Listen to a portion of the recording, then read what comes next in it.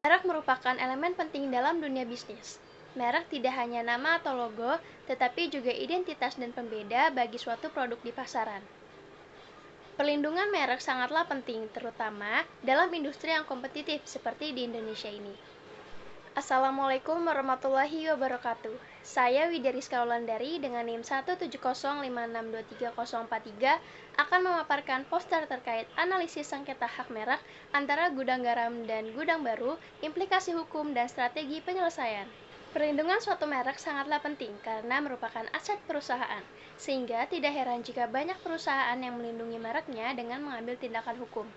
Persaingan antar perusahaan pun kian mengetat. Tak jarang juga berujung pada sengketa hak merek. Salah satu kasus sengketa hak merek yang terkenal adalah kasus antara PT X dan PT Y, yang dimana kasus ini bermula dari penggunaan merek Gudang Baru oleh PT Y yang dianggap mirip dengan merek Gudang Garam milik PT X. Lalu PT X menggugat PT Y ke Pengadilan Niaga Surabaya dengan tuduhan pelanggaran hak merek. Kasus ini menimbulkan beberapa pertanyaan yang penting, seperti bagaimana kronologinya, apa implikasi hukum yang timbul, dan bagaimana strategi penyelesaian yang dapat ditempuh. Analisis ini memiliki tujuan untuk memberikan pemahaman yang komprehensif tentang hak merek dan pentingnya perlindungan serta memberikan strategi penyelesaian yang konstruktif untuk menyelesaikan sengketa hak merek antara PT X dan PT Y. Selain itu, analisis ini juga memberikan manfaat sebagai bahan pembelajaran untuk memahami konsep hak merek dan sengketa hak merek, sebagai informasi tentang pentingnya melindungi hak merek dan bagaimana menghindari terjadinya sengketa tersebut, serta sebagai peningkatan kesadaran tentang hak kekayaan intelektual dan pentingnya persaingan yang sehat di dalam dunia bisnis. Jadi, kedua perusahaan tersebut bersengketa mengenai penjiplakan atau plagiarisme pengemasan merek rokok. Pada tahun 2012, gugatan pertama diluncurkan oleh PT X kepada PT Y dan berlangsung selama bertahun-tahun. Sampai pada akhirnya, di tahun 2015 dikeluarkanlah putusan Mahkamah Agung nomor 104 PK PIDSU SHKI 2015 dan putusan Mahkamah Agung nomor 119 PK PDTSU SHKI 2017 yang dimenangkan oleh PT X. Lalu pemilik PT Y harus menerima kekalahannya dengan dihukum penjara selama 10 bulan dan harus menebus denda sebesar 50 juta rupiah. Dalam filsafat hukum, prinsip keadilan menuntut bahwa setiap pencipta harus diberikan hak yang adil atas hasil kerjanya.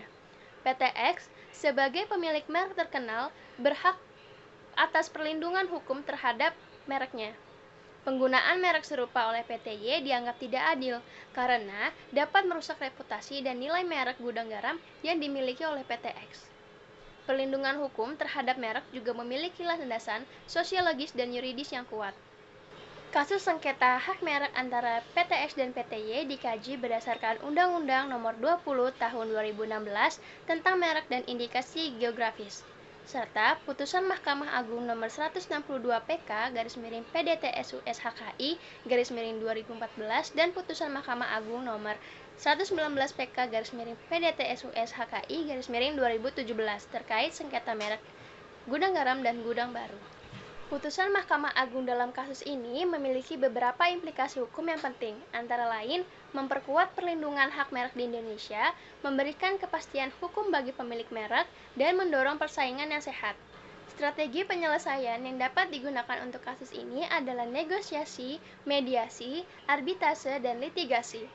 Strategi penyelesaian yang paling ideal untuk kasus ini adalah melalui negosiasi dan mediasi, karena strategi tersebut dapat menjadi alternatif yang lebih cepat dan hemat biaya untuk menyelesaikan sengketa hak merek di masa depan. Berdasarkan pembahasan sebelumnya, dapat disimpulkan bahwa sengketa hak merek antara PT X dan PT Y merupakan contoh kasus pelanggaran hak merek yang ada di Indonesia. Kasus ini menunjukkan pentingnya bagi pemilik merek untuk mendaftarkan merek mereka dan memahami hukum tentang hak merek. Melalui proses hukum yang panjang, Mahkamah Agung akhirnya memutuskan bahwa PT Y terbukti melakukan pelanggaran merek dan dihukum dengan pidana serta denda. Pihak-pihak yang terlibat dalam sengketa merek diharapkan untuk berkonsultasi dengan konsultan hukum yang berpengalaman di bidang HKI untuk mendapatkan nasihat hukum yang tepat sesuai dengan situasi dan kondisi perkaranya. Selain itu, penyelesaian sengketa merek yang terbaik adalah dengan mencapai kesepakatan sehingga dapat saling menguntungkan dan adil antara kedua belah pihak. Cukup sekian yang dapat saya sampaikan. Mohon maaf bila ada salah kata dan salah pengucapan yang kurang berkenan. Saya Widya Rizka Wulandari pamit undur diri. Terima kasih. Wassalamualaikum warahmatullahi wabarakatuh.